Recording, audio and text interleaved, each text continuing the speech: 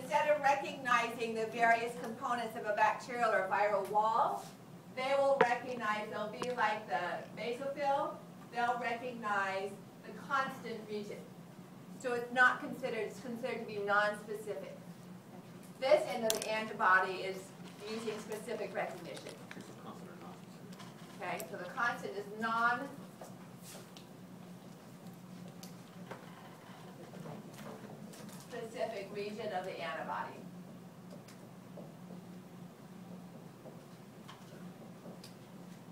And this is the specific region.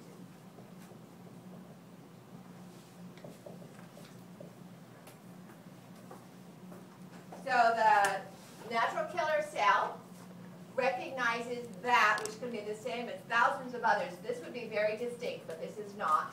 And then it is not phagocytic. It releases the same types of chemicals as our T lymphocytes do, which result in the breakdown of whatever cell is being attacked. This reminds me, while we're here, on the next exam, either the fill-in or matching component of that exam is I will list different cells, and then to match with them, I will have different secretions. So plasma cells, you would match to antibodies. T lymphocytes or NK cells, you would match to perforin. All right, perforin is a chemical that we'll talk about on Thursday. It's also made by T cells. So you might want to start making a chart of the different cells that are and what they make. Okay, fever obviously is not a molecule, nor is it a cell, but it is induced by molecules released by bacteria and viruses, known as pyrogens. Pyromaniac is someone who likes to start fires. So pyrogens are molecules that induce an elevated temperature in the body. You guys remember the part of the body that sets the temperature? Your hypothalamus. And so if your temperature rises, your blood vessels dilate, you sweat, trying to bring that temperature down to that normal state. But within a given range, in other words, it goes too high, you can start inducing convulsions and so on. But up to about 100 degrees, the normal being 98.6, if your body temperature is lower, then that upper range drops as well. A fever can be good. It actually helps the body decrease the activity of pathogens and their ability to function. And so if you're a parent, your pediatrician probably told you, unless you already knew, that if your daughter or child, son has a temperature of about 99, 99.5, even 100, you want to hold off on giving them a fever-reducing agent, such as acetaminophen or ibuprofen, because that fever is being helpful to them. Typically, if it's higher than 100 or 100.5, then you would go ahead and give them cooling baths or ibuprofen to bring it down, because you don't want spiking that can affect brain function. Okay, but up until that point, it's helpful in the body fighting the bacteria. In 430, we went through, when we were talking about skin, we had a whole page of steps with the lecture notes on the inflammatory response and healing and granulation by fibroblasts and so on. But essentially what we have here is the damaged tissues release chemicals that attract nearby white blood cells. Those white blood cells, especially the neutrophils, will release molecules that increase the permeability of the capillaries and the post-capillary venules. And remember the process of diapedesis. So from the post-capillary venules, the white blood cells will migrate down the concentration gradient. So they'll move to higher and higher concentrations. That's how they know where to go to, is detecting the levels of those chemicals. And so basophils release histamine and heparin, and both of those are going to provide an increased blood flow and loss of cells or a gain of cells by that connective tissue. Almost all of these function by increasing capillary permeability. And the first two can be released by damaged tissue cells, It should be vasodilation, not whatever the word that is. And histamine and heparin we already talked about. So that's a generalized process. Okay, it's going to utilize neutrophils and macrophages and basophils as well. And all of these are nonspecific, so none of them require a recognition of an antigen. And then we have molecules that are, rather than cells per se, that function to interfere with viral or protein function. Interferons are primarily antivirals. And so they are molecules that are made by a virus-infected cell. If you've had micro or are taking it, you'll probably go into it in more detail than this. But viruses replicate by co-opting the nucleus of the host and getting the host cell to create its viral protein for its coat. And then they reassemble and hatch out of that cell and go on to infect other cells and do the same thing. So when a cell is infected by a virus, it also produces molecules known as interferons. And interferons do not protect the cell that makes them. That cell's already a goner. Okay? The enemy's taken over and it's now making new viral protein coats and it's going to end up dying. But that interferon can leave the cell and function like a paracrine hormone, move into surrounding cells, and what it does is it blocks the ability of the virus to co-opt that cell's protein synthesizing material in its DNA. And so it protects this cell not from viral infection, but from viral replication. Right? So interferon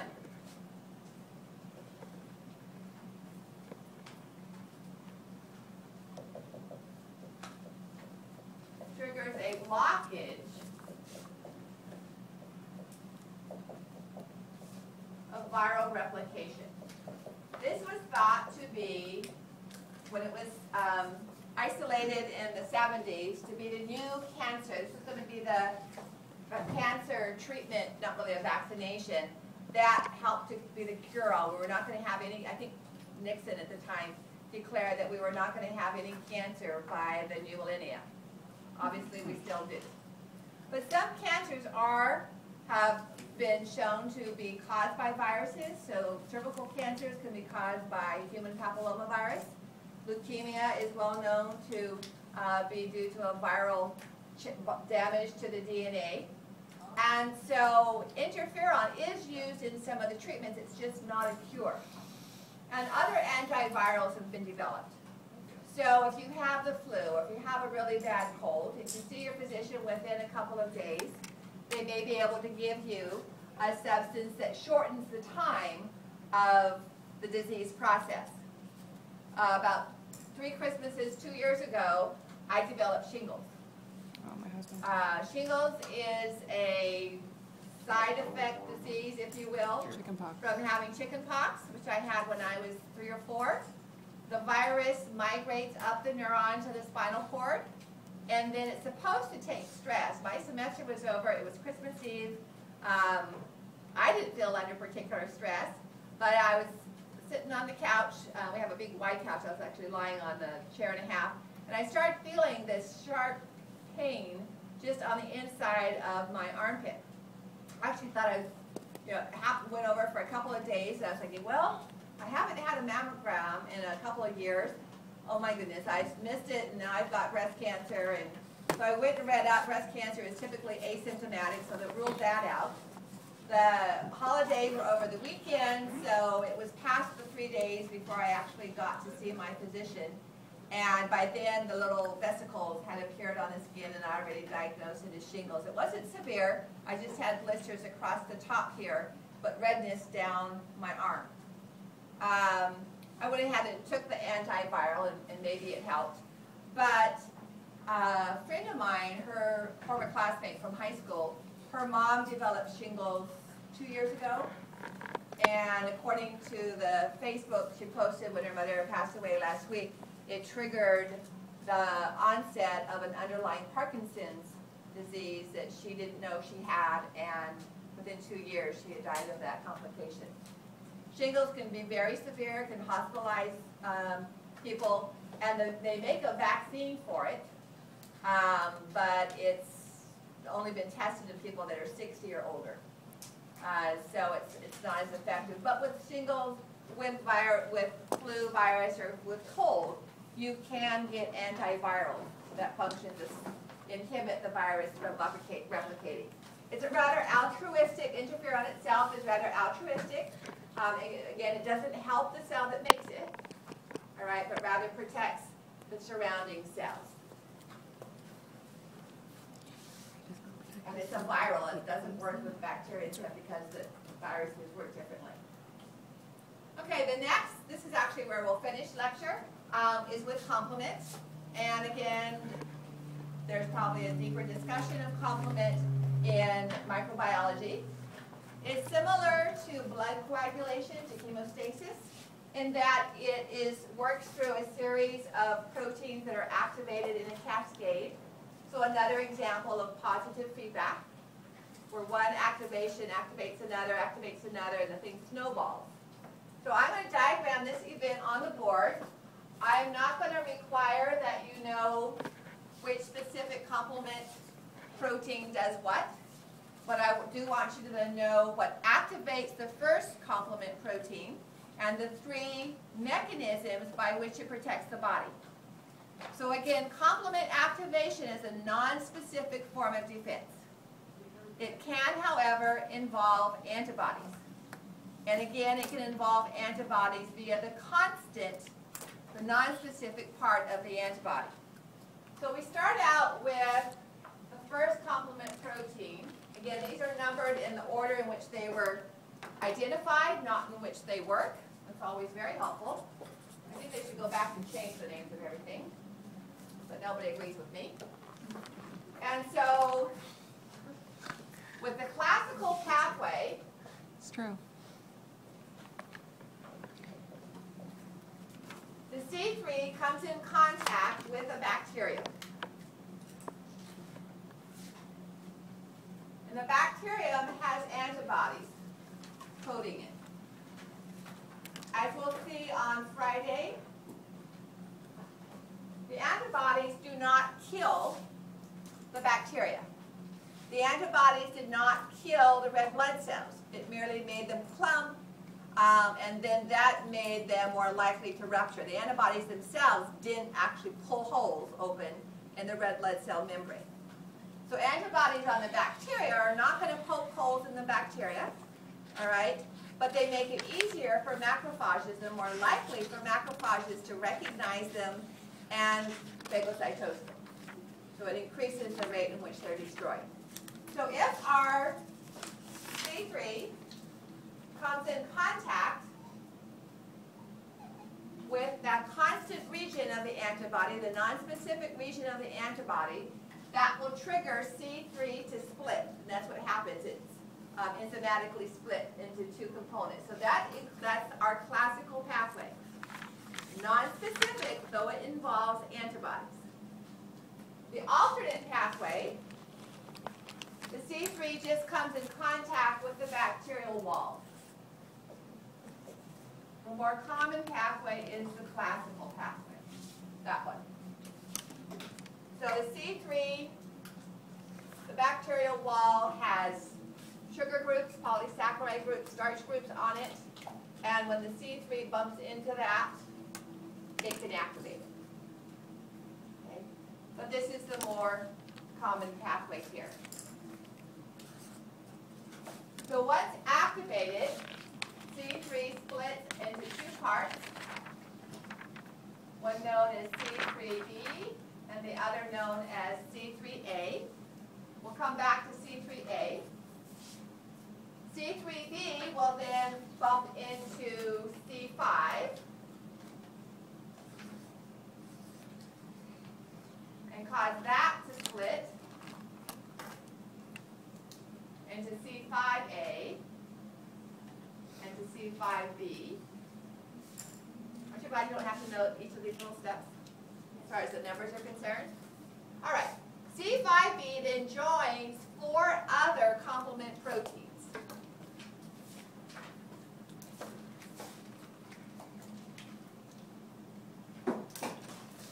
We're going to join C6,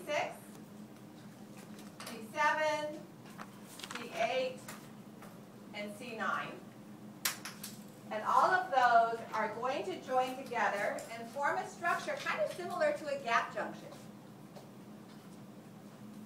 And that's this structure right here. And they form a cluster like a donut that inserts into the plasma membrane of the bacterium and allows the inner contents of the cell to lyse out. This is known as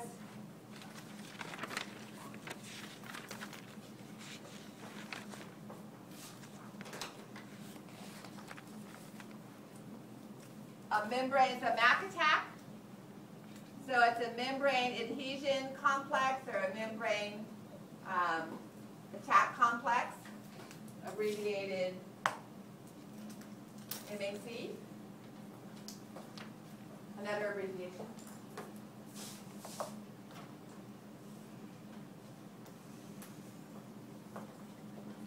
Sometimes known as a MAC attack. So this is one mechanism by which activated complements can increase the defense mechanism of the body. There are actually 3 different events that occur. All right? So the complex is one that results in cytolysis or rupture of the cell. Another event is C3a and C5a interact with mast cells and cause the mast cells to release histamine, and of course that then is our inflammatory response.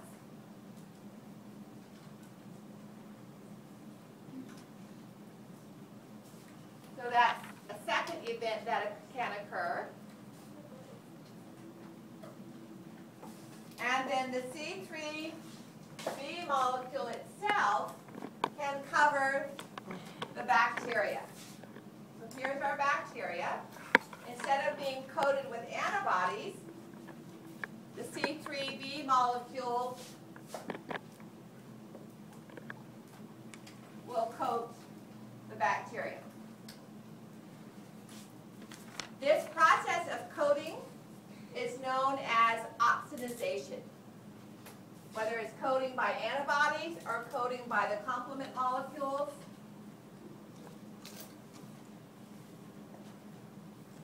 it's called opsonization. And that's the 3rd mechanism by which complement can increase the defense mechanisms of the body. Opsonization, whether it's with the antibodies or whether it's with the complement proteins, enhances phagocytosis primarily by macrophages but also by neutrophils. So while you do not know that inflammation is caused by C3a and C5a, and you don't have to know specifically that complement is C3b, I do want you to recognize or be able to identify these 3 events. Okay? So the activation of complement results in opsonization, cellular destruction, and the inflammatory process. So on the short answers, if I say identify 2 mechanisms of action of complement proteins, either 2 of those 3, or identify 1, or by multiple choice. So these are complements are proteins in the plasma activated by contact with the bacterium.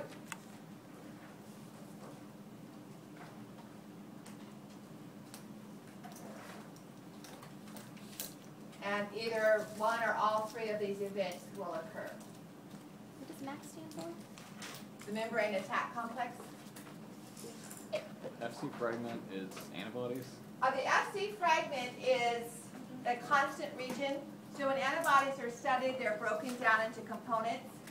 And so when we look at antibodies on, the other way, it's formed of 2 long strands of proteins and 2 short ones. And these 2 are always constant amino acid sequences for a specific antibody type, IgE or IgD or IgG. And so this is known as the constant fragment.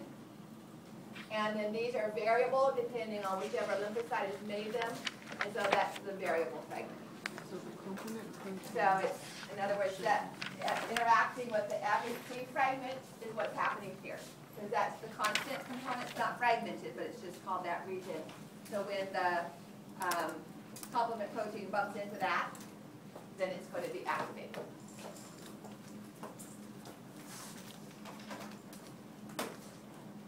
And so we'll stop there. All right?